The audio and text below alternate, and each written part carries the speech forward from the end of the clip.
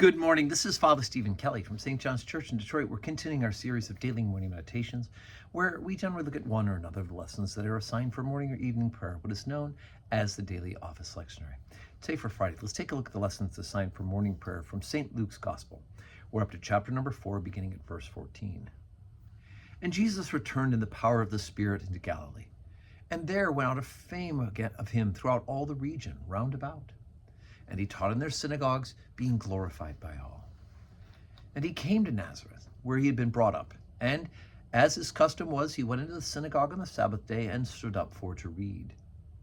And there was delivered unto him the book of the prophet Isaiah. And when he had opened the book, he found the place wherein it is written, The Spirit of the Lord is upon me, because he hath anointed me to preach the gospel to the poor. He hath sent me to heal the brokenhearted, to preach deliverance to the captives, recovering of sight to the blind, to set at liberty them that are bruised, to preach the acceptable year of the Lord. And he closed the book, and he gave it unto the minister, and sat down. And the eyes of all them that were in the synagogue were fastened on him. And he began to say unto them, This day is this scripture fulfilled in your ears. And they all bare him witness, and wondered at the gracious words which proceeded out of his mouth.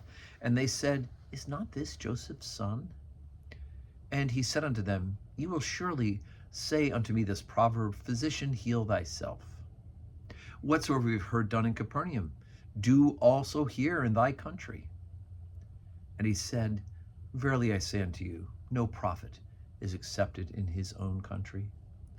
But I tell you of a truth, many widows were in Israel in the days of Elias, when the heaven was shut up 3 years and 6 months, when great famine was throughout all the land.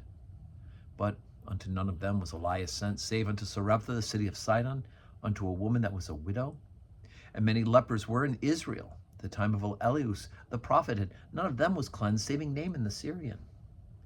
And all they in the synagogue, when they heard these things, were filled with wrath, and rose up and thrust him out of the city, and led him to the brow of the hill whereon the city was built, that they might cast him down headlong. But he, passing through the midst of them, went his way. Okay, so here is, again, more proof of Jesus being the Messiah, right? He's fulfilling the words of the prophet Isaiah, that the one who's coming, the anointed one, the one who would come and fulfill God's promise to send this Messiah, would do all of these things, right? To preach the gospel to the poor, to heal the brokenhearted, to preach deliverance to the captives, recover the sight of the blind, set at liberty them that are bruised, right? He's doing all these things in his public ministry. And at first the people receive him, right? They've heard his reputation, they've heard his fame. But then he turns it around and says, today it's fulfilled in your ears. First they're incredulous, like, wait. Isn't this Joseph's son? How can this be Messiah's? We know this guy. He ran around the street. He was a kid here, right? How could he be the one? But then when he turns around and points out to them that the prophets never accepted in his hometown, and that in fact, the things that Elias and Elisha did, right, weren't to those immediately around him, right? That God's chosen something bigger and elsewise. Then they become enraged. I had the opportunity when I visited Israel the first time.